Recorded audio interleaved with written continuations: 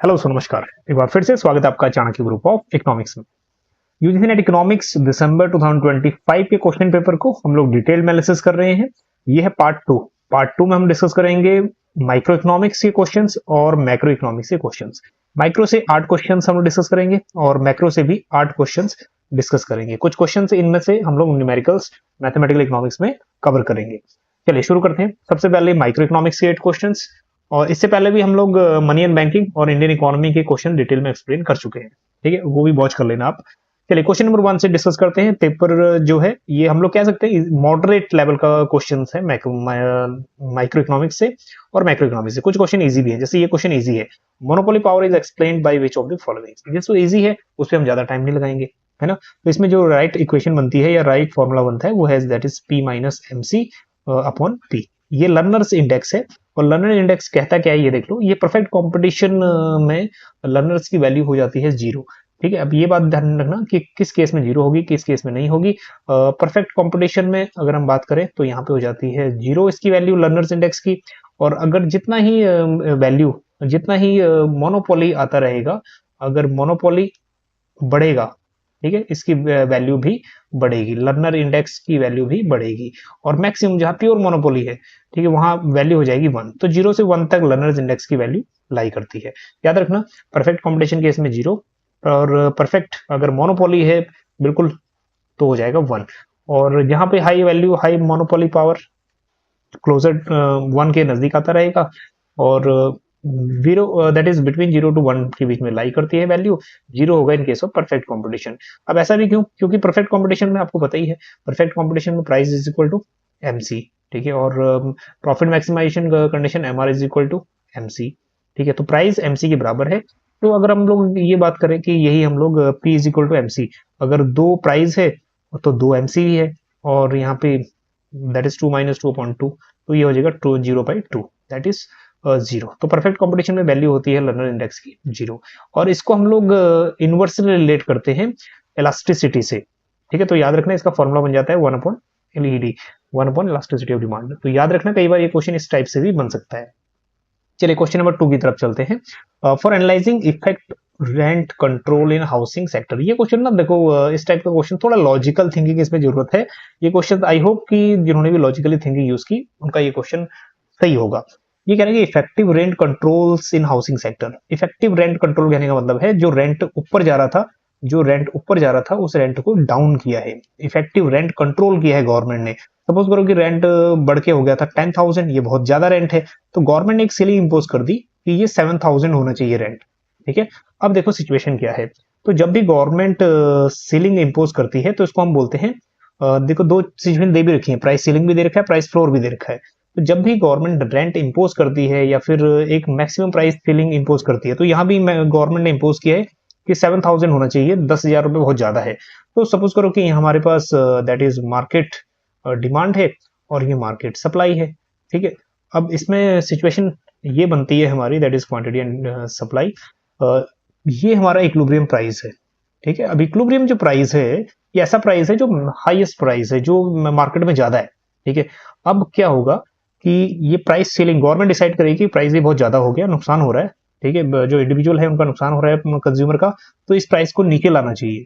तो गवर्नमेंट एक price set करेगा, नीचे तय करेगा मार्केट प्राइस से। तो ये P1 प्राइस सेट किया, तो ये याद रखना ये प्राइस सीलिंग है।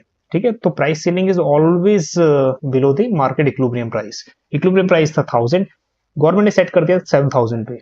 सो अब इसमें होगा क्या? अब देखो जैसे लॉ ऑफ सप्लाई क्या कहता है, लॉ ऑफ सप्लाई कहता है जैसे प्राइस डाउन जाएगा तो सप्लाई प्रोड्यूसर कम करेगा। ठीक है, तो ये भी सही है, सप्लाई कम करेगा।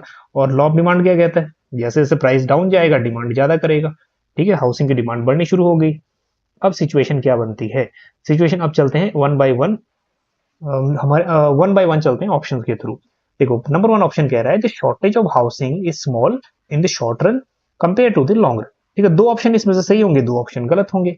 फिर कह रहे हैं shortage in housing is large in short run compare to the long run. देखो इन दोनों में से एक तो सही होगा ही होगा। ठीक है, तो किसी भी केस में ए और बी ऑप्शन सही नहीं हो सकते, और सी और डी ऑप्शन सही नहीं हो सकते किसी भी केस में। ठीक है, तो 2 ऑप्शन हमें सही बताने हैं। तो अब इन दोनों में से कौन सा सही होगा, कैसे हम लोग एनालिसिस करेंगे? देखो यहां लिखा हुआ है शॉर्टेज, और यहाँ भी शॉर्टेज, तो ये स्टेटमेंट भी सही है। देखो जैसे ही इक्विलिब्रियम प्राइस से नीचे सेट हुआ तो यहाँ एक्सेस डिमांड हो गया, डिमांड तो बढ़ गया, लेकिन जो ये वाला जो गैप है ये शॉर्टेज कहलाएगा। ठीक है, शॉर्टेज हो गया प्रोडक्शन का, क्योंकि production that is supply down चले गई, क्यू से Q1 हो गया सप्लाई। अब शॉर्टेज तो हुआ, अब ये कह रहा है एक में स्मॉल इन शॉर्ट रन, एक में कह रहा है लार्ज इन शॉर्ट रन। तो इसका क्या मतलब है? ठीक है, जैसे ही यहाँ पे रेंट कंट्रोल हुआ, 7,000 रेंट हुआ, तो जो कंज्यूमर थे या फिर जो रेंट जिनको चाहिए था उनके लिए तो बल्ले बल्ले होगी, मजे आ गए। बट जो रेंट ऑनर थे उनका क्या हुआ? ठीक है, ऑनर पॉइंट ऑफ व्यू से अगर सोचोगे तो ऑनर्स का तो यहाँ पे नुकसान है, ऑनर को इंसेंटिव नहीं मिल रहा, क्योंकि कम प्राइस पे सेलर कम सप्लाई करेगा, तो सप्लाई क्या होगी, शॉर्ट रन में सप्लाई डाउन चली जाएगी। ठीक है, कोई भी प्रोड्यूसर या फिर कोई भी ओनर क्या करेगा, सप्लाई नहीं क्रिएट करेगा, सप्लाई उतनी ही रहेगी क्योंकि उनको रेंट कम मिल रहा है वहां से। तो होगा ये कि शॉर्टेज हमें देखने को मिलेगा। ठीक है, सपोज करो कि शॉर्ट रन, मतलब आज के टाइम में शॉर्ट रन में 200 घर थे, 200 हाउसेस थे, और 200 हाउसेस में 500 पीपल रह रहे थे, पॉपुलेशन थी 500। ठीक है, अब ये 500 हमारे पास जो शॉर्टेज है, कुछ घरों का यहाँ पे शॉर्टेज हो सकता है, क्योंकि शॉर्ट रन में शॉर्टेज तो होगा, जैसे प्राइस डाउन जाएगा शॉर्टेज होगा। ठीक है, 200 हाउस थे, 500 इंडिविजुअल थे। अब होगा क्या, लॉन्ग रन में क्या होगा, लॉन्ग रन में भी शॉर्टेज ही रहेगा। अब जो ऑनर है, ऑनर को इंसेंटिव नहीं मिलेगा कि वो ज्यादा से ज्यादा मकान बनाए। ठीक है, तो सप्लाई यहाँ भी फिक्स रहने वाली है। सप्लाई वो हो सकता है कि वो रिनोवेट करें या फिर सेम घर को मेंटेन करें, बट वो न्यू घर नहीं बनाएंगे, न्यू बिल्डिंग्स नहीं बनाएंगे, क्योंकि उनको इंसेंटिव नहीं मिल रहा, रेंट बहुत कम है। तो इसलिए क्या होगा, देखिए हाउसेस तो 200 है, ठीक है, हाउसेस तो 200 के 200 ही रहेंगे, 200 के 200 हाउसेस ही रहेंगे, बढ़े नहीं हाउसेस, या बढ़ेंगे तो बहुत लिमिटेड बढ़ेंगे क्योंकि इंसेंटिव नहीं मिल रहा। बट पॉपुलेशन तो लॉन्ग रन में बढ़ेगी ना, पॉपुलेशन 500 से हो सकता है कि 800 पॉपुलेशन हो जाए। ठीक है, ये पॉपुलेशन बढ़ेगी, बट यहाँ हाउसेस क्या है, कांस्टेंट है, या फिर बिल्कुल मिनिमम रेट से बढ़ेंगी, बल्कि पॉपुलेशन तो लॉन्ग रन में बढ़ेगी ही बढ़ेगी। तो उस केसेस में आपकी जो सप्लाई है, ठीक है, वो तो बिल्कुल कांस्टेंट है लगभग, बल्कि पॉपुलेशन बढ़ेगी और आगे हाउसेस की डिमांड भी तो बढ़ेगी। तो ये जो सिचुएशन है, शॉर्टेज है, स्मॉल रहेगा शॉर्ट रन में, और लॉन्ग रन में ये शॉर्टेज ज्यादा बढ़ जाएगा क्योंकि पॉपुलेशन बढ़ेगी लॉन्ग रन में, तो ये शॉर्टेज ज्यादा हो जाएगा। ठीक है, लॉन्ग रन में, शॉर्ट रन में स्मॉल, और लॉन्ग रन में ज्यादा ये शॉर्टेज देखने को मिलेगी। आई होप कि ये पॉइंट समझ आ गया होगा। शॉर्टेज तो होगा, शॉर्ट रन में थोड़ा कम होगा क्योंकि कम पॉपुलेशन रहेगा थोड़ा सा। ठीक है, और लॉन्ग रन में क्योंकि घर बनाने लगभग बढ़ेंगे, तो हो सकता है कि 210 घर बन जाए। ठीक है, पहले 200 थे, अब 210 हो जाए, क्योंकि प्रोड्यूसर को वहां पे इंसेंटिव नहीं मिलेगा नए घर बनाने का। ठीक है, तो इसलिए नए घर जो रेंट पर्पज से है, इसीलिए शॉर्ट रन में स्मॉल और लॉन्ग रन में हमें शॉर्टेज ज्यादा देखने को मिलेगा। ठीक है, तो इसमें से दोनों में से हो गया ए सही। ठीक है, अब आपका एलिमिनेशन मेथड यूज होगा, जिसमें भी ए नहीं है वो हट जाएगा। ठीक है, ये दो ऑप्शन हट गए आपके। चलिए next one, the effective rent control exist when government places an effective price floor. हाँ जी, बस ये भी हट गया। इफेक्टिव प्राइस फ्लोर थोड़ी ना, ये प्राइस फ्लोर होता है इक्विलिब्रियम प्राइस से ऊपर सेट होना, जैसे एमएसपी तय करती है गवर्नमेंट। ठीक है, तो मार्केट प्राइस से ऊपर जो होता है वो उसको हम बोलते हैं प्राइस फ्लोर। प्राइस फ्लोर, तो ये प्राइस फ्लोर नहीं है, ये प्राइस सीलिंग है। प्राइस सीलिंग का प्रॉब्लम यहाँ पे आएगा, इफेक्टिव प्राइस सीलिंग हम बोलेंगे, तो डी ऑप्शन सही है, दैट इज ए और डी जो है ना, ये करेक्ट है। तो third option is correct. I hope कि पूरी थ्योरी क्लियर होगी। चलिए इसका स्क्रीनशॉट भी ले लीजिए, ये वही चीज है जो समझाया है। ठीक है, स्क्रीनशॉट ले लीजिएगा अपने, या फिर अपने तरीके से समझ भी लेना है इसको। चलिए थर्ड क्वेश्चन पे चलते हैं। Natural monopoly occurs when. एक नेचुरल मोनोपोली को हम क्या बोलते हैं? देखो नेचुरल मोनोपोली वो है जब एक ही प्रोड्यूसर, ठीक है, एक ही प्रोड्यूसर प्रोड्यूस कर रहा है, प्रोड्यूसर ए है, यही प्रोडक्शन कर रहा है, और मिनिमम लेवल पे that is average fix cost जो इसकी है ना वो कम होती जा रही है, जिसको हम इकोनॉमी ऑफ स्केल बोलते हैं। आपको याद होगा दैट इज एएफसी हम लोग जो होती है हमारी, वो क्या होती है, फॉल होती है, उसके बाद बिल्कुल मिनिमम लेवल पे आ जाती है, कांस्टेंट रहती है, इसको हम इकोनॉमीज ऑफ स्केल बोलते हैं। आउटपुट आपका बढ़ता रहेगा, आउटपुट बढ़ता रहेगा, और कॉस्ट आपकी कम होती रहेगी, बिल्कुल मिनिमम लेवल पे आ जाएगी, तो इसको हम बोलते हैं नेचुरल मोनोपोली। जैसे जियो केसेस में, जियो 2014-15 में आया कुछ, और उसके बाद पहले उसने बिल्कुल सप्लाई ऐसा किया कि धीरे धीरे कॉस्ट रिड्यूस होनी शुरू हुई, उसकी प्रोडक्शन उसने इतना ज्यादा बूस्टअप कर दिया कि कॉस्ट धीरे धीरे जो कॉस्ट थी कम होनी शुरू हुई, एवरेज फिक्स कॉस्ट कम होनी शुरू हुई, और एक टाइम ऐसा आया मार्केट में मोनोपोली क्रिएट हो गई।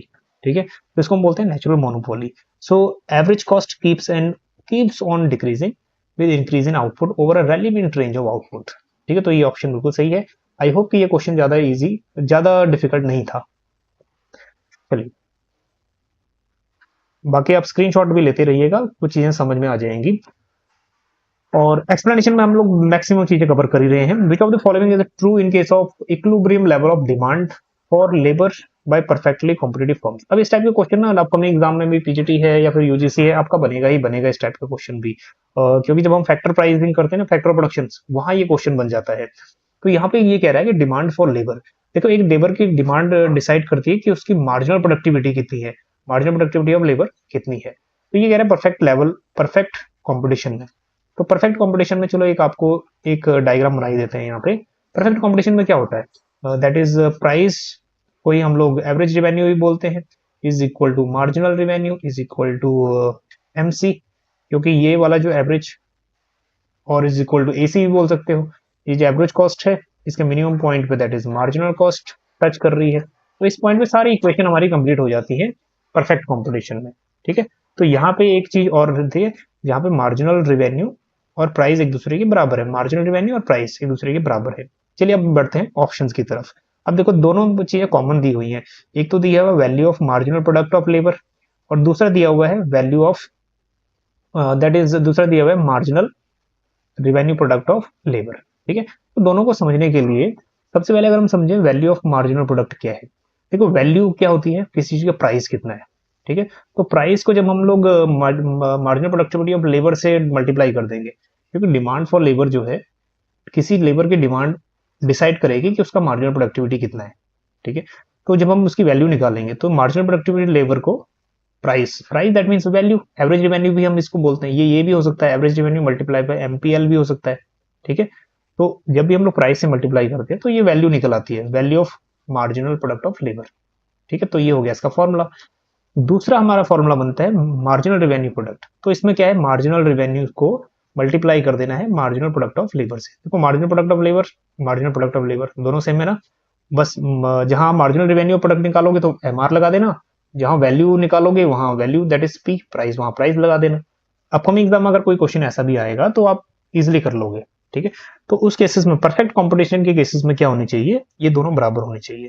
ठीक है, value of marginal product of labour and marginal revenue product of labour एक दूसरे के बराबर होने चाहिए। देखो लेस देन मोर देन है तो वहीं कट कर दो, परफेक्ट कॉम्पिटिशन में लेस देन मोर देन का काम ही नहीं है, वहां इक्वल का ही काम है, इक्विलिब्रियम पे ही रहती है इकोनॉमी हमेशा। और ये भी हो सकता था, ये भी हो सकता था अगर ये यहाँ इक्वल होता तो, ठीक है, वो वेज रेट के बराबर भी हो सकता था ये। ठीक है, तो यहाँ पे जो करेक्ट ऑप्शन है, इसका स्क्रीनशॉट ले लेना जो मैंने यहाँ पे फॉलो कर रखा है। चलिए बाकी आप इसको भी देख सकते हो परफेक्ट कॉम्पिटिशन के केसेस को। चलिए सेकंड वन इज करेक्ट। चलिए fifth one, king demand model of oligopoly was developed by which of the following. हालांकि ये क्वेश्चन बहुत इजी पूछ लिया, स्वीजी का ये कॉन्सेप्ट है, पॉल स्वीजी का। अब ये कॉन्सेप्ट क्या कहता है, कब आया था, ये भी डिस्कस कर लेते हैं। ठीक है, तो ये किंग डिमांड कर्व पॉल स्वीजी ने डेवलप किया 1939 में। हॉल एंड हिच ने इसको सपोर्ट किया। प्राइस एंड क्वांटिटी कॉम्बिनेशंस को दर्शाता है, प्राइस रिजिडिटी को बताता है। और उसके बाद ये डिफरेंशिएटेड ओलिगोपोली का पार्ट है। स्पेशल रेलिवेंस इसकी तब है जब डिफरेंशिएटेड ओलिगोपोली है। ठीक है, थोड़ा आपने ये भी देखा होगा, इसके दो दो डिमांड कर्व होती हैं, एक मोर इलास्टिक, एक लेस इलास्टिक। अब ऐसा क्यों होता है, देखो आपने सुना होगा कभी कि monopoly does not have any supply curve, monopoly की कोई सप्लाई कर्व नहीं होती। अब क्यों नहीं होती ये भी पता है आपको, क्योंकि वहां पे प्राइस डिस्क्रिमिनेशन होता है। प्राइस डिस्क्रिमिनेशन होने की वजह से वो एक ही प्राइस को, एक ही प्रोडक्ट को डिफरेंट डिफरेंट बायर को डिफरेंट रेट में बेच देता है। तो इसलिए यहाँ पे एक ही सप्लाई क्रिएट होना जरूरी, मोनोपोली की बहुत मुश्किल हो जाता है। तो मोनोपोली की सप्लाई कर्व नहीं होती, ठीक है, ये आपने पढ़ा होगा। वैसे ही ओलिगोपोली मार्केट में there is difficult to draw demand curve. क्यों ऐसा होता है, अब देखो लॉ ऑफ डिमांड क्या कहता है ये तो सबको पता ही है। लॉ ऑफ डिमांड क्या कहता है, जैसे ही प्राइस डाउन जाएगा तो डिमांड उस चीज की बढ़नी चाहिए। बट यहाँ क्या होता है ना कि ये लॉ इतना एफिशिएंटली वर्क नहीं कर पाता। अब सपोज करो फर्म ए है, फर्म ए ने प्राइस क्या किया, अपना डाउन किया। ठीक है, 10 रुपीज प्राइस था, 10 रुपीज से 8 रुपीज कर दिया। ठीक है, अब 8 रुपीज कर दिया तो इसकी डिमांड बढ़नी चाहिए। ठीक है, वेल गुड है। बट जो फर्म बी है ये बिल्कुल ऐसे हैं जो बिल्कुल इंडिपेंडेंट, इंटरडिपेंडेंट है दोनों एक दूसरे पे, चाहे वो प्राइस डिसीजन है, ठीक है, वो चाहे कंपटीशन आउटपुट लेवल पे कर रहे हैं। तो आपको डिओपोली की मॉडल भी पढ़े होंगे आपने। तो ओलिगोपोली में इंटरडिपेंडेंस होते हैं फर्म्स, फ्यू लार्ज फर्म्स होते हैं। सो फर्म बी ने क्या किया, फर्म बी पे प्राइस डिक्रीज करेगा, इसको फॉलो करेगा वो, जैसे ए करेगा वैसे ही बी भी करेगा। बट इसने ना 10 रुपीज प्राइस था पहले, अब 10 रुपीज ही इसने 6 रुपीज कर दिया। हुआ क्या, प्राइस तो इसने भी डाउन किया है, तो डिमांड इसकी बढ़ गई।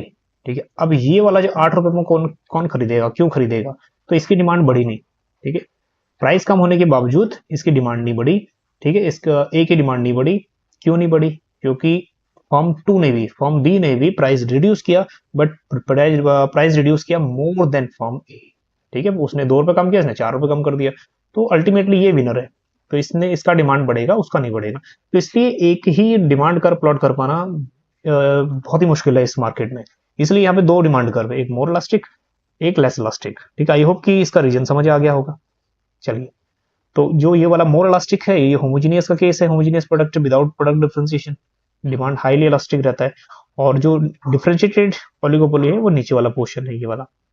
चलिए, तो फॉर्म्स कभी भी ना, फॉर्म्स एक एसिमेट्रिकल रिएक्शन रहता है, मतलब एक जैसा रिएक्शन नहीं रहता। एक कम करेगा तो दूसरा भी कम करेगा, उससे भी ज्यादा कम कर देगा प्राइस। लेकिन जब फॉर्म्स प्राइस इंक्रीज करेगा, एक फॉर्म से प्राइस इंक्रीज करेगा प्राइस, तो दूसरा फॉर्म उसको फॉलो नहीं करेगा। दूसरा फॉर्म बोलेगा मैं प्राइस इंक्रीज करूंगा तो बायर्स, ठीक है, मेरे पास नहीं आएंगे, तो वो वहीं रहेगा।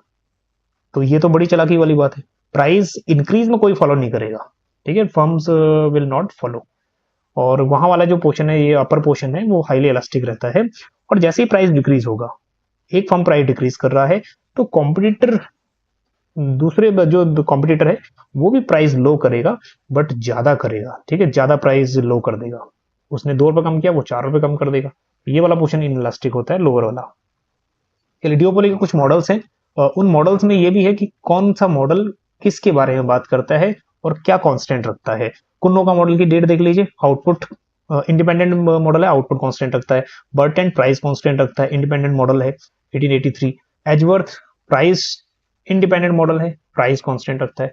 ठीक है, नेक्स्ट चैम्बरलिन मॉडल है, ये बहुत प्राइस एंड आउटपुट इंटरडिपेंडेंस। और स्टेकलर मॉडल्स, आउटपुट इंटरडिपेंडेंस, स्क्रीनशॉट ले लेना। चलिए 6, arrange the following theories in chronological order. हाँ जी, थ्योरीज हैं, तो चलिए हम लोग सीधा डायरेक्टली इसको बिना टाइम वेस्ट किए क्रोनोलॉजिकल ऑर्डर सेट कर देते हैं। वॉलरस की थ्योरी, देखो ये जनरल आइडिया भी लगाओगे ना आप, तो वॉलरस का टाइम बहुत पुराना है। ठीक है, तो आप लोग यहाँ समझ पाओगे। तो 1874 वॉलरस। ठीक है, elements D economy politic pure, ये बुक कह लो या वर्क कह लो, उसमें इन्होंने डिस्कस किया। Next general equilibrium. नेक्स्ट है आपका कार्डिनल थ्योरी। देखो 1890s मार्शल का जो कॉन्सेप्ट है, that is principle of economics में इन्होंने कार्डिनल यूटिलिटी एनालिसिस एक्सप्लेन किया 1890। उसके बाद आ गया हमारे पास थर्ड, प्राइस लिमिट थ्योरी, बेन्स का मॉडल 1956। ठीक है, बेन्स का मॉडल 1956। लॉजिकल ऑर्डरिंग हिग्स का कॉन्सेप्ट, और रिवीजन ऑफ डिमांड थ्योरी 1956 के ही आसपास का ही ये थ्योरी है अभी, लेकिन कुछ मंथ्स का या फिर कुछ वो गैप रहा होगा। और हिग्स की और भी थ्योरीज हैं जो 1939 के अप्रोक्स आ रखी है। ठीक है, हिग्स एंड हेंसन की थ्योरी वगैरह। चलिए, तो जो इसका करेक्ट सीक्वेंस है, सबसे पहले तो यही रहेगा, दैट इज डी, उसके बाद सी, तो डी सी ए बी। ठीक है,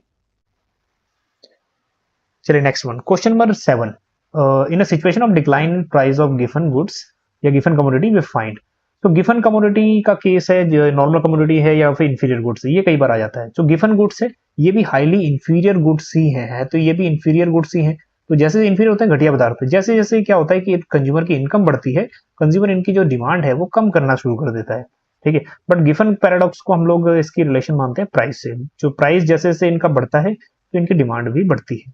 तो एक बात याद रखना कि ये 18th सेंचुरी का जो फिलोसोफर है या फिर इकोनॉमिस्ट है, रॉबर्ट गिफन, तो इन्होंने उस समय के हिसाब से ये थ्योरी दी थी, लेकिन आज भी काम आ रही है। नॉन लग्जरी गुड्स, जो मतलब जीवन यापन के लिए चाहिए हमें, भोजन वगैरह, ठीक है, उसके लिए। तो ये जो इंफीरियर गुड्स हैं या हाईली इंफीरियर गुड्स हैं वगैरह, जैसे जैसे हमारी इनकम कम होगी वैसे वैसे इनकी डिमांड भी हम ज्यादा करेंगे। ठीक है, तो और जैसे जैसे प्राइस इनका बढ़ेगा गिफन गुड्स का, ठीक है, डिमांड इनकी इंक्रीज हो जाएगी। जैसे उस समय अगर हम माने, उस खाने की अवेलेबिलिटी बहुत कम थी, जो लो इनकम ग्रुप थे वो वीट अफोर्ड कर सकते थे, राइस अफोर्ड कर सकते थे, पोटैटोज अफोर्ड कर सकते थे। जैसे जैसे इनका प्राइस बढ़ेगा तो इनका डिमांड भी बढ़ जाता था। ठीक है, इसको एक टेक्सचुअल फॉर्म से समझते हैं। यहाँ से एक एक करके हमारे जो डाउट्स हैं वो क्लियर हो जाएंगे। तो हाईली क्या है, ये स्ट्रांगली इंफीरियर गुड्स होते हैं, ठीक है, ये बात बिल्कुल क्लियर है। जनरली कंज्यूम होते हैं, जो पुअर कंज्यूमर है वो कंज्यूम करते हैं, ठीक है। Income effect is very strong in case of these goods. अब यहाँ पे कई बार आता है कि इनकम इफेक्ट स्ट्रॉन्ग है या सब्स्टिट्यूशन इफेक्ट स्ट्रॉन्ग है। इनकम इफेक्ट स्ट्रॉन्ग होने का मतलब ये है कि जैसे ही प्राइस यहाँ डाउन होता है, जैसे ही प्राइस किसी गुड्स का फॉल होता है, तो प्राइस फॉल होने से हमेशा क्या होगा, रियल इनकम बढ़ेगी, ठीक है। कंज्यूमर की जो इनकम है, रियल इनकम है, वो बढ़ेगी, ठीक। बट होगा ये कि गुड्स जो है इंफीरियर्स हैं, कंज्यूमर क्या करेगा, उसका कंजप्शन रिड्यूस कर देगा। तो रियल इनकम बढ़ने से कंजप्शन, जो कंजप्शन लेवल है उस गुड्स का रिड्यूस कर देगा, क्योंकि वो गिवन गुड्स है, ठीक है, तो घटिया पदार्थ ही है। तो इनकम है तो स्ट्रॉन्ग है इनकम इफेक्ट, बट नेगेटिव है, ठीक है। इनकम इफेक्ट स्ट्रॉन्ग है बट नेगेटिव है। सो इनकम इफेक्ट है तो नेगेटिव है बट स्ट्रॉन्ग है। सो नेक्स्ट, तो इसमें देखो जहां जहां भी इनकम इफेक्ट स्ट्रॉन्ग है, so negative income effect, negative income effect, positive income effect, positive income effect तो है नहीं, नेगेटिव नेगेटिव, यहाँ से आपका आंसर आएगा। तो सब्स्टिट्यूशन इफेक्ट देखो, इन गुड्स के ना सब्स्टिट्यूशन इफेक्ट होते हैं कम। सो बेसिक नेसेसरी गुड्स होते हैं, जैसे चीप फूड, ग्रेन्स हो गए, राइस, व्हीट वगैरह, और अवॉइड भी नहीं कर सकते हम इनको। क्लोज सब्स्टिट्यूट है नहीं, क्लोज सब्स्टिट्यूट की वजह से हमारा जो सब्स्टिट्यूशन इफेक्ट है वो हो गया लेस, ठीक है। Less substitution effect is less. हालांकि इसमें पॉजिटिव सब्स्टिट्यूशन इफेक्ट लिखा हुआ है, कई बुक्स में ये बोलते हैं कि सब्स्टिट्यूशन इफेक्ट इज नेगेटिव, ठीक है। बट हाँ, सब्स्टिट्यूशन इफेक्ट लेस है तो हमारा आंसर इसमें मिल जाएगा, ज्यादा सोचने की जरूरत नहीं पड़ेगी, ठीक है। चलिए, तो सब्स्टिट्यूशन इफेक्ट स्मॉल है और इनकम इफेक्ट लार्ज है और नेगेटिव है, तो ए ऑप्शन करेक्ट हो गया। हालांकि इस क्वेश्चन पे हमने आपत्ति भी किया था कि सब्स्टिट्यूशन इफेक्ट बहुत सारी बुक्स में क्या दिया था, नेगेटिव दिया था, बट चलो हमें आंसर तो मिल ही जाएगा। सब्स्टिट्यूशन इफेक्ट लेस है और नेगेटिव इनकम इफेक्ट। चलिए इसको स्क्रीनशॉट ले लेना आप।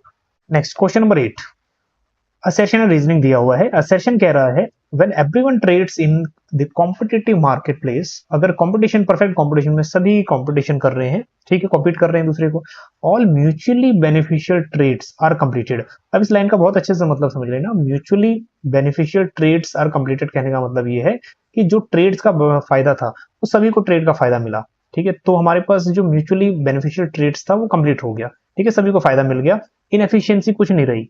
मतलब अगर mutually beneficial trades not complete होता तो मतलब ये था कि कुछ रिसोर्सेज अलोकेट नहीं है या इनएफिशिएंट अलोकेशन हुआ, जिसका कुछ फायदा किसी को नहीं मिला। एंड इससे क्या होगा, resulting equilibrium allocation of resources are economically efficient, ठीक। तो जब यहाँ पर म्यूचुअली बेनिफिशियल ट्रेड्स पूरा कंप्लीट हो गया, सभी को फायदा मिल गया, तो रिसोर्सेज क्या है, एफिशिएंटली, इकोनॉमिकली एफिशिएंट है, जिसको हम लोग प्रेटो एफिशिएंट अलोकेशन भी बोलते हैं, ठीक है। और ये किसका पार्ट है, परफेक्ट कंपटीशन का ही, परफेक्ट कंपटीशन में ही लागू होता है। ये क्वेश्चन भी बन चुका है पहले।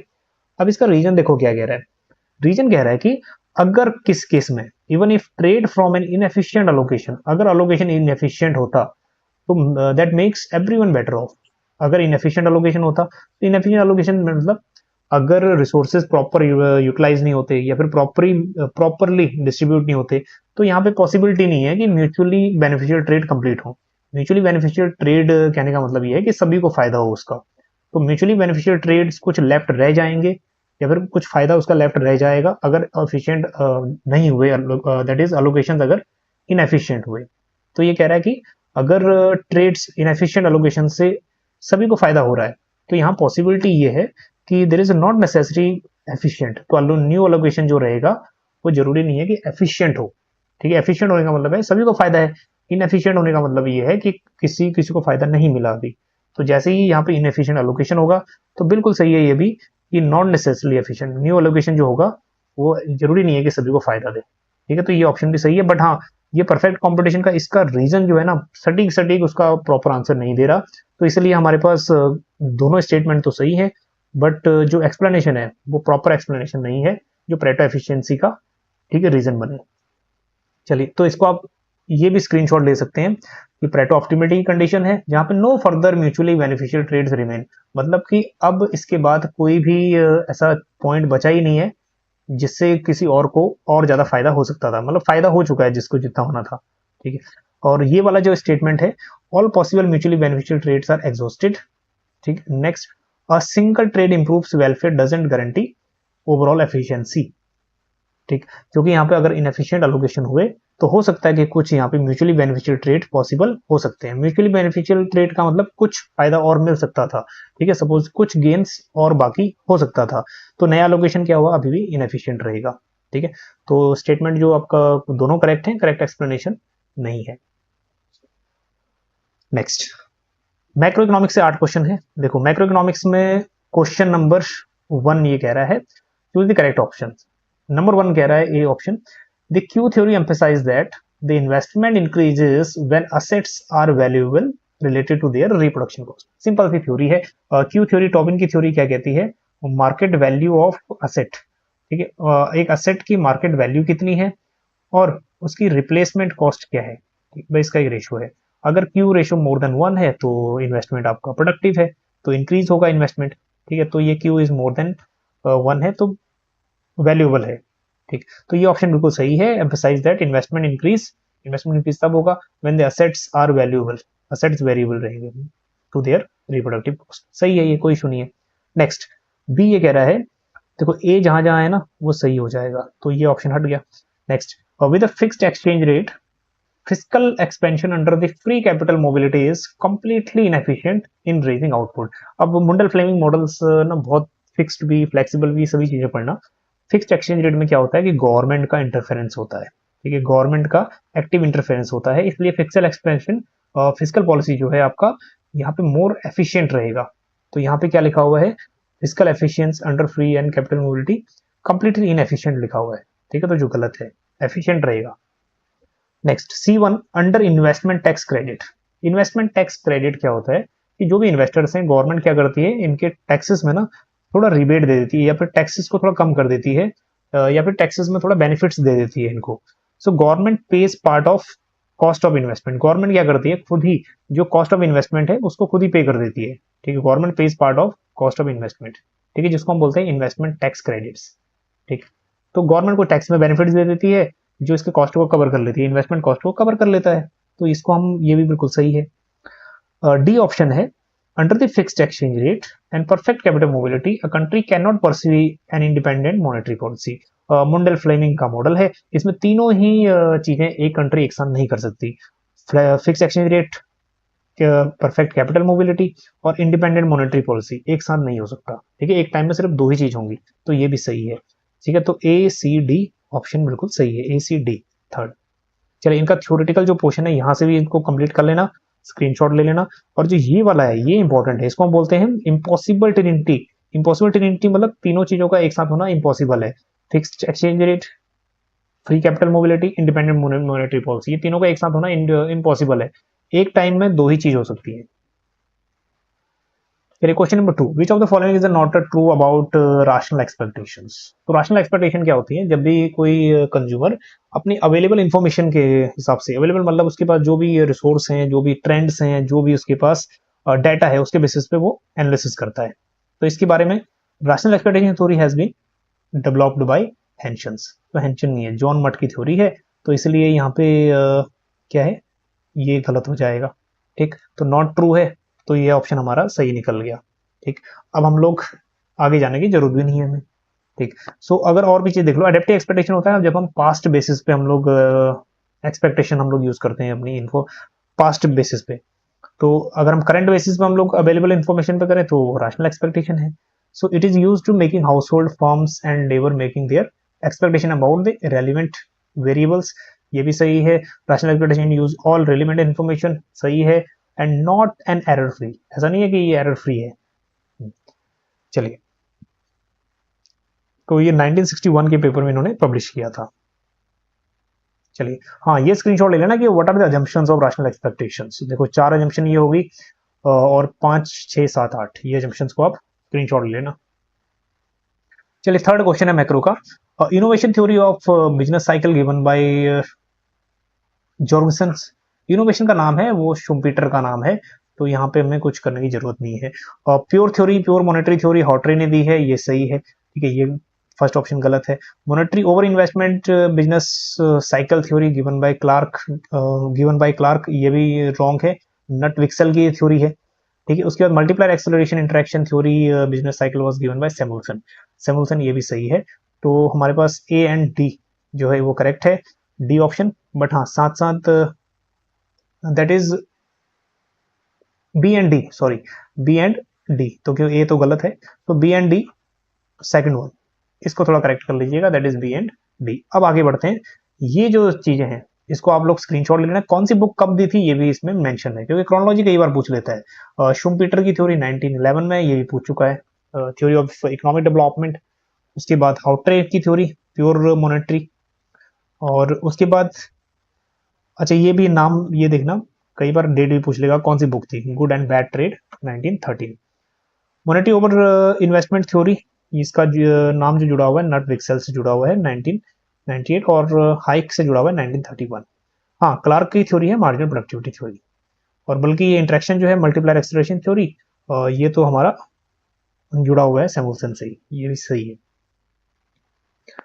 चलिए नेक्स्ट क्वेश्चन नंबर 4, डेप्ट deflation theory was given by whom, या फिर क्या कहती है डेप्ट डिफ्लेशन थ्योरी, क्या कहती है। सीधा आंसर की तरफ चलते हैं, थोड़ा एक्सप्लेन भी कर लेंगे। अच्छा डेप्ट क्या होता है, जब भी किसी कंट्री में डेट बढ़ जाता है या फिर किसी फर्म का डेट बढ़ जाता है, तो उसमें क्या होता है ना, उसको पे करना ही होता है वो। तो डेप्ट पे कर रहा है अपनी असेट्स बेच के, तो अपनी अगर असेट्स वो सेल कर रहा है, तो मतलब कि फोर्सफुली सेल कर रहा है, ठीक है। तो फोर्सफुली अगर वो अपने असेट सेल कर रहा है तो इसका प्राइस रिड्यूस, मतलब कम प्राइस पे बेच रहा है वो।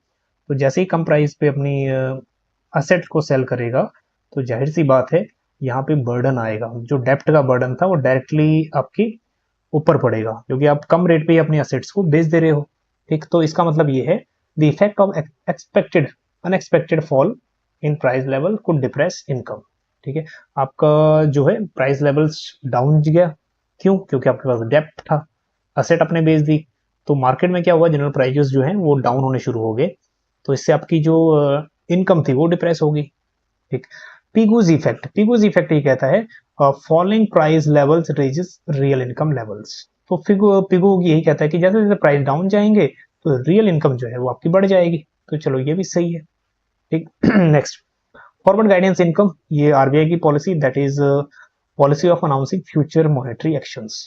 और ओकुन्स लॉ, इनवर्स रिलेशन है अनएम्प्लॉयमेंट का और रियल जीडीपी का। 1% अनएम्प्लॉयमेंट डाउन जाएगा, 2% जीडीपी ऊपर जाएगा, ठीक। कई जगह में 3% भी मिलता है देखने को। चलिए तो इसको आप लोग एक एक करके यहां से समझ लेना, ठीक। कई बार हमें 3% तक, 2 से 3, कई जगह 2% लिखा होगा, कई जगह 3% लिखा होगा, तो राइट आंसर हमारा दैट इज थर्ड ऑप्शन। चलिए ये स्क्रीनशॉट ले लीजिएगा। चलिए क्वेश्चन 5 ये कह रहा है which of the following is true for phenomena of liquidity trap. तो लिक्विडिटी ट्रैप की सिचुएशन में कौन सा सही है, चलिए डायग्राम से समझ लेते हैं इसको, नेक्स्ट भी एग्जाम में आपके काम आ जाएगा। तो ये है रेट ऑफ इंटरेस्ट आपका वाई एक्सिस पे, और एक्स एक्सिस पे हम लोग मनी सप्लाई को डिनोट करते हैं। तो ये वाला जो है ना आपका, that is demand for money. So इसमें अब ये देखना, जो ये वाली लाइन है इसको हम बोलते हैं लिक्विडिटी ट्रैप। यहाँ रेट ऑफ इंटरेस्ट आपका लोवेस्ट रेट ऑफ इंटरेस्ट है, ठीक है। तो रेट ऑफ इंटरेस्ट जैसे जैसे फॉल हो रहा है, आपका डिमांड फॉर मनी बढ़ रहा है। तो यहाँ पे आते आते आपका लिक्विडिटी ट्रैप, इसको हम बोलते हैं लिक्विडिटी ट्रैप। तो यहाँ पे जो कंज्यूमर है वो लिक्विडिटी प्रेफर करेगा, वो बॉन्ड्स में या फिर कहीं इन्वेस्ट क्यों करेगा, ठीक है। इन्वेस्ट कहने का मतलब ये है, बॉन्ड्स एक एग्रीमेंट है जिसमें एक रेट ऑफ इंटरेस्ट है, सपोज करो 2% रेट ऑफ इंटरेस्ट है, तो अगले साल आपको 2% ही रेट ऑफ इंटरेस्ट मिलेगा, ठीक है। आपका 1000 रुपए में सिर्फ 2% ऐड होगा। तो इसलिए आप क्यों किसी को बॉन्ड भी, क्यों आप बॉन्ड इशू करोगे, बॉन्ड दोगे, क्योंकि आपका ईल्ड बहुत कम है, ठीक। तो इसीलिए लिक्विडिटी ट्रैप में आप अपने पास होल्ड करोगे कैश, ठीक है, जिसको हम लोग आइडल कैश बोलते हैं, मतलब वो किसी काम का नहीं है। हाँ उसको आप फ्यूचर में उसको यूज करोगे, इस वजह से कि फ्यूचर में रेट ऑफ इंटरेस्ट बढ़ेगा तो आप बॉन्ड खरीदोगे या फिर बॉन्ड सेल करोगे। चलिए नेक्स्ट एक एक करके डिस्कस करते हैं। The entire additional money supply spend on buying bonds. देखो बाय बॉन्ड करके क्या करेगा वो, बॉन्ड्स 2% रेट ऑफ इंटरेस्ट पे अपने पैसा देके क्या करेगा, ठीक है, क्योंकि रेट ऑफ इंटरेस्ट बहुत कम है इसलिए उसको इंसेंटिव नहीं है, वो अपने पास रखेगा। हाँ रेट ऑफ इंटरेस्ट जब बढ़ेगा तब बाय करेगा बॉन्ड्स, ठीक है। तो इसलिए ये वाला ऑप्शन तो गलत है। The level of rate of interest is very high, बिल्कुल वेरी लो होता है यहाँ पे, ठीक है, जीरो नहीं होता, बिल्कुल वेरी लो, तो ये भी गलत है। The entire additional money is held by the public as idle cash balance. एक बार याद रखना, इसका नाम ही यही है लिक्विडिटी ट्रैप, यहाँ प्रेफर करेगा लिक्विडिटी रखना अपने पास, ठीक है। तो कैश, आइडल कैश बैलेंस ये सही है। And interest rate will be decrease from the point of liquidity trap, नहीं इंटरेस्ट रेट इससे नीचे नहीं गिरता, ठीक है, जीरो नहीं होगा, इससे नीचे गिरेगा ही नहीं। तो लिक्विडिटी ट्रैप के ऊपर ही रहेगा रेट ऑफ इंटरेस्ट, इसीलिए लॉन्ग रन में उसको मतलब लिक्विडिटी ट्रैप के बाद उसको ये रहता है बायर को या फिर इन्वेस्टर को कि अब रेट ऑफ इंटरेस्ट बढ़ेगा, रेट ऑफ इंटरेस्ट बढ़ेगा तो वो बाय करेगा बॉन्ड फ्यूचर में। चलिए, तो थर्ड ऑप्शन इसमें करेक्ट है। ठीक है, बाकी स्क्रीनशॉट ले लेना, ये पूरी डिटेल्ड है यहाँ पे। चलिए, 6 क्वेश्चन है, अगेन मैच 1 मैच 2 के साथ जो लिस्ट मैच करनी है। क्यू थ्योरी, टॉबिन की थ्योरी है, इन्वेस्टमेंट से रिलेटेड। ठीक है, Philip curve, it is a relation between unemployment and inflation rate, ये भी सही है। ओकन्स लॉ अभी हमने डिस्कस किया था, unemployment rate and output, liquidity trap, demand for money and interest rate. अभी देखो ये क्वेश्चन ना आपका फिर से आ गया, यही क्वेश्चन 2 बार बन गया आपका ये। ठीक है, मतलब सिमिलर क्वेश्चन। सो 3-1 आंसर भी आपका ये सही हो गया, 3-1-2-4। चलिए, 7th क्वेश्चन, इसमें पूछा गया है कि जीएनपी एट मार्केट प्राइस 14,400 और आपका कंजप्शन है इतना। चलिए इसको सॉल्व ही करते हैं। सो यहाँ पे जीएनपी हम लोग सॉल्व कर रहे हैं, तो इसमें एक हम लोग जब भी फॉर्मूला करते हैं तो C plus I plus G, ठीक है, 4 सेक्टर इकोनॉमी है, सो एक्सपोर्ट माइनस इनपुट ये आ जाता है। बस इसमें क्या करना था, हमने वैल्यूज ही पुट करनी थी। C ऑलरेडी दिया हुआ है कितना, जीएनपी पहले दिया हुआ है 14,400, उसके बाद C दिया हुआ है 12,000 और उसके बाद इन्वेस्टमेंट हमें पता करना है, लास्ट में वैल्यू ऑफ इन्वेस्टमेंट निकालना है। ठीक, उसके बाद नेक्स्ट गवर्नमेंट स्पेंडिंग भी दिया हुआ है 1200 crore, 1200 crore plus export minus import. ठीक है, हम लोग सीधा वैल्यू पुट कर देते हैं, एक्सपोर्ट की है 1000 और इंपोर्ट की है 15, तो गैप कितना आया -500 का। ठीक है, आगे हम सॉल्व करते हैं इसको, 14,400 दैट इज 12,000 और ये हो गया हमारे पास 1200, तो ये हो गया 13,200। ठीक है, और that one is plus I and -500। अब हम लोग चाहे आप लेफ्ट साइड लेके जाओ या राइट हैंड लेफ्ट साइड लेके जाओ, सो I is equal to 14,400 minus, ठीक है, सो 13,200 माइनस 500, तो ये हमारे पास ये जो अमाउंट है ये बच गया 12,700। ठीक है, 12,700। सो 12,000 दैट इज 14,400 माइनस 12,700, तो ये हमारे पास 0, इधर भी 0, 14 minus 7 14, that is 14 minus 7 7 and 4 minus that is 3 minus 2 1, तो ये हो गया हमारा 1700 दैट इज 1700 इन्वेस्टमेंट। ठीक, आई होप कि ये क्वेश्चंस मैक्सिमम स्टूडेंट्स का सही होगा। चलिए, तो यहां भी दिया हुआ है, आप अपने हिसाब से भी इसको कैलकुलेट कर सकते हो। Last question, recently inflation rates have trended downwards. Recently क्या करें, इन्फ्लेशन रेट्स डाउन गया है and approaching strictly central bank target levels. Central bank का टारगेट लेवल है 4 ± 2, ठीक है, सीपीआई इन्फ्लेशन। तो ये कह रहा है कि इन्फ्लेशन रेट डाउन होके इतना आ गया है 4 ± 2 के रेंज में, परसेंट की रेंज में। तो इस कॉन्टेक्स्ट में क्या सही होगा? ठीक है, अब देखो 2 ही सही होंगे स्टेटमेंट, तो अब आप देखना इस केस में ये जो 2 है ना, इनमें से फोकस करना कि या तो ईजिंग मॉनेटरी पॉलिसी होगा या फिर टाइटर मॉनेटरी पॉलिसी होगा। तो एक बात याद रखना, प्राइस कम क्यों होगा, इन्फ्लेशन डाउन क्यों होगा, जब यहाँ पे इजी मॉनेटरी पॉलिसी होगी।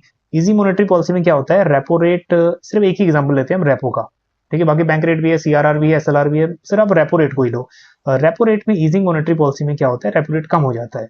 रेपो रेट कम होगा तो डिमांड फॉर लोन्स बढ़ जाता है, डिमांड फॉर लोन्स बढ़ेगा तो मनी सप्लाई बढ़ेगा, मनी सप्लाई बढ़ेगा so it will lead to increase, income बढ़ना शुरू होगा, एग्रीगेट डिमांड बढ़ेगा, ठीक है, और प्राइस बढ़ेगा। तो प्राइस बढ़ेगा तो इन्फ्लेशन आएगा, इन्फ्लेशन कम नहीं होगा, तो ये तो गलत होगा, ठीक है। तो ईज मॉनेटरी पॉलिसी नहीं होगा। मॉनेटरी पॉलिसी क्या होगा, टाइट, जिसमें रेपो रेट क्या होगा, बढ़ेगा, ठीक है। रेपो रेट बढ़ने से डिमांड फॉर लोन्स कम होगा, मनी सप्लाई कम होगा, ठीक है, फिर इनकम कम होगा, एग्रीगेट डिमांड भी कम होगा, एग्रीगेट डिमांड कम होगा, देन प्राइस भी कम होगी। हाँ, ये सही है, ये टाइटर मॉनेटरी पॉलिसी है, डियरर मॉनेटरी पॉलिसी है, तो सी सही होना चाहिए। देखो सी एक ही में सही है ये, तो हमारा आंसर सीधा निकल जाएगा। ठीक, नेक्स्ट ये कह रहा है कि supply chains are adopting the economic uncertainties. अब इकोनॉमी अगर इक्विलिब्रियम पे आ रही है, स्टेबल हो रही है, तो यहाँ पे सप्लाई और डिमांड अपने आप को, सप्लाई भी और डिमांड भी अपने आप को अनसर्टेनिटीज से कह लो या फिर ऊपर उतार चढ़ाव से कह लो, अपने आप को अडॉप्ट कर ही लेंगे। ठीक है, तो ये भी सही है। और उसके बाद कह रहा है increase in AD is more than increase in ES. Aggregate demand अगर ज्यादा बढ़ेगा तो यहाँ पे डिमांड फुल इन्फ्लेशन आएगा, ठीक है, डिमांड फुल इन्फ्लेशन आएगा, again price will goes up. तो ये स्टेटमेंट हमारा गलत हो जाएगा क्योंकि इन्फ्लेशन रेट ये कह रहा है कि डाउनवर्ड आया है, तो ये स्टेटमेंट गलत हो गया। तो ए और सी, ठीक है, यही दो ऑप्शन ऐसे हैं जो सही है, ठीक है। चलिए इसका भी स्क्रीनशॉट ले लीजिएगा आप। तो ये क्वेश्चंस जो थे अभी 16 क्वेश्चन हमने डिस्कस किए। नेक्स्ट लेक्चर में हम लोग डिस्कस करेंगे और growth and development, international economics, public finance के टॉपिक्स। चलिए मिलते हैं आपको नेक्स्ट वीडियो में, ठीक, बने रहिएगा चाणक्य ग्रुप ऑफ इकोनॉमिक्स के साथ। Thank you so much.